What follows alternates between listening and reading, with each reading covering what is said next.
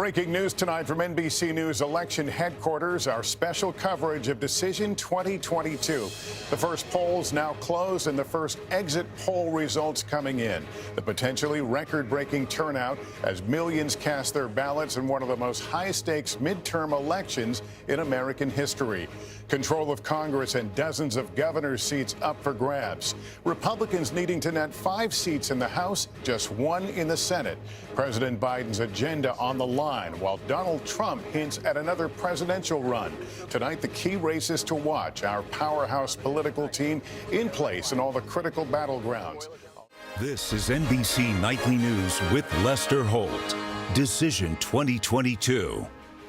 Good evening from our election headquarters in New York. The stakes have rarely been higher in a midterm election, shaped by everything from inflation and reproductive freedoms to threats from violent crime and threats to our democracy. The candidates' 35 House seats are up for grabs, 35 Senate seats are in play, along with 36 governorships. In Congress, Republicans go into the evening within what appears to be striking distance of retaking the majority. They need to net just 5 seats to take control of the House of Representatives. In the Senate, Republicans just 1 seat away from taking the reins from Democrats. President Biden predicting Dems will hold their Senate majority. Tonight, we take you into the final push and the places where we may get our first clues as to which way the night may be heading for both parties. We have a substantial team of NBC News correspondents fanned out across the states and the races in play. Peter Alexander, political director and moderator of Meet the Press, Chuck Todd. Chuck, you've been digging into the exit polls. What do voters seem to be most concerned about? Well, it will not surprise you. The #1 issue overall, inflation.